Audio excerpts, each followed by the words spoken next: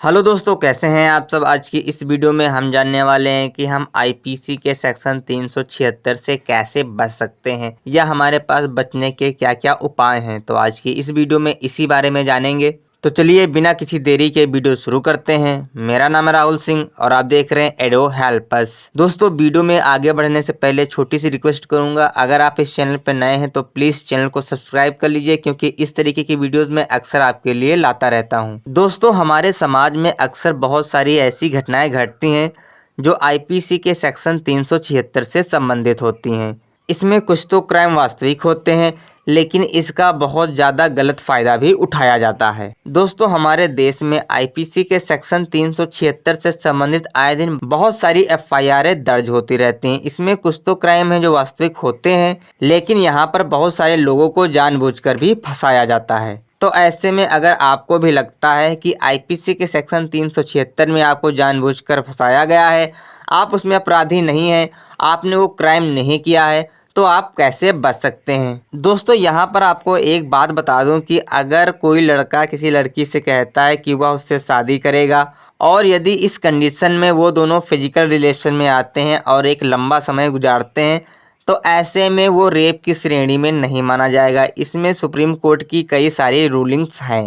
तो यहाँ पर अब आप ये ध्यान दीजिए कि अगर आपके संग कुछ ऐसा हुआ है कि आपने किसी से कहा कि शादी करने के लिए, बाद में आपने शादी करने से मना कर दिया और एक लंबे समय तक फिजिकल रिलेशनशिप बने हैं, तो अगर वो आपके खिलाफ आईपीसी के सेक्शन 376 के अंतर्गत एफआईआर दर्ज करवाती हैं, तो आप एफआईआर को क्वैश कराने के लिए हाई कोर्ट जा सकते हैं और मेडिकल रिपोर्ट्स भी लगा सकते हैं। क्योंकि यहाँ पर एक बात को ध्यान दीजिएगा कि अगर किसी के साथ ज़बरदस्ती की जाती है तो उसमें बहुत सारी गंभीर चोटें आ जाती हैं, जबकि यदि फिजिकल रिलेशनशिप आपसी सहमति से बने होते हैं तो उसमें किसी भी प्रकार की कोई चोट नहीं आती है। तो इन सारी बातों को आप ध्यान में रखिएगा, क्योंकि यहाँ पर कोर्ट का मानना है कि अगर लड़की बालिग है और साउंड माइंड है तो उसके संग कोई ज़बरदस्ती नहीं कर सकता। हाँ, ज़बरदस्ती एक बार कर सकता है, 2 बार, लेकिन यहाँ पर अगर कंटिन्यू फिजिकल रिलेशनशिप बनते हैं तो इसको रेप की श्रेणी में नहीं माना जाएगा। यहाँ पर एक बात का ध्यान रखिएगा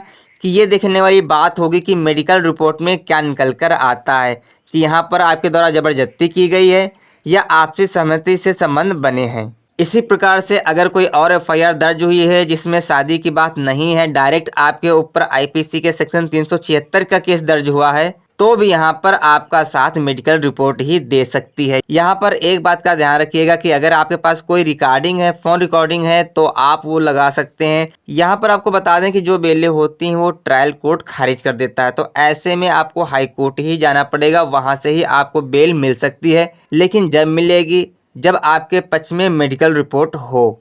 इस बात का आप ध्यान रखिएगा। तो ऐसे में सबसे पहले आपके पास अगर कोई ऐसी रिकॉर्डिंग है या कोई ऐसा सबूत है तो आप वो अपनी तरफ से लगा सकते हैं, ठीक है। और आपको ट्रायल कोर्ट से तो बेल मिलनी ही नहीं है, इसके लिए आपको डायरेक्ट हाई कोर्ट जाना पड़ेगा, वहीं से ही आपको बेल मिल सकती है अगर सबूत आपके पक्ष में होंगे तो। दोस्तों, ऐसा नहीं है कि अगर किसी लड़की के द्वारा किसी लड़के के ऊपर आईपीसी के सेक्शन 376 के अंतर्गत एफआईआर दर्ज कराई जाती है तो वो उस केस से बरी नहीं होता है। बिल्कुल हो जाता है, बहुत सारे केसेस होते हैं, हाँ थोड़ा समय जरूर लग जाता है, लेकिन अगर किसी को जानबूझकर फंसाया जाता है तो उसमें बेल मिल जाती है। ऐसा यहाँ पर कहना है कि हमें जानबूझकर फंसाया गया, हमें बेल नहीं मिली है, तो हो सकता है आपने वो क्राइम किया हो या आपके पास पर्याप्त सबूत नहीं है, कुछ तो जरूर कारण रहा होगा, ठीक। लेकिन अगर किसी को फर्जी तरीके से फंसाया गया है तो उसको बेल मिल जाती है। देखिए, यहाँ पर एक बात और समझ लीजिए कि कभी कभी लड़की पैसों के लालच में भी माँ बाप या किसी और के कहने पर आपके ऊपर आईपीसी के सेक्शन 376 के अंतर्गत एफआईआर दर्ज करवा सकती है। तो ऐसे में अगर आपको लगता है कि आपके खिलाफ कोई एफआईआर दर्ज हो गई है और आपको पुलिस तलाश कर रही है, तो आप डायरेक्ट हाई कोर्ट जा सकते हैं, ठीक है। इसके लिए भी आपके पास कुछ सबूत होने चाहिए, कोई रिकॉर्डिंग्स होनी चाहिए, तभी आप बच सकते हैं। तो इन सारी बातों का आप विशेष तौर से ध्यान रखिएगा। अगर आपको लगता है कि किसी लड़की ने पैसे के लालच में आपको फंसाया है तो आप डायरेक्ट हाई कोर्ट जा सकते हैं एफआईआर को क्वैश कराने के लिए। अगर आपके पास पर्याप्त सबूत हैं तो एफआईआर जरूर क्वैश हो जाएगी। अब दोस्तों, यहाँ पर जो सबसे ज़रूरी बात है वो समझ लीजिए कि अगर आपके खिलाफ कोई आईपीसी के सेक्शन 376 में कोई एफआईआर दर्ज हो गई है, ठीक है, तो यहाँ पर जो भी आप अपने लिए वकील करें वो ऐसे केसेस में निपुण होना चाहिए, यानी वो ऐसे केसेस में माहिर होना चाहिए। ठीक है, अगर आपके खिलाफ कोई आईपीसी के सेक्शन 376 के अंतर्गत एफआईआर दर्ज है और आपने एक अच्छा वकील नहीं किया है तो आप यहाँ पर जानबूझकर भी फंस सकते हैं। तो इन सारी बातों का आप विशेष तौर से ध्यान रखिएगा।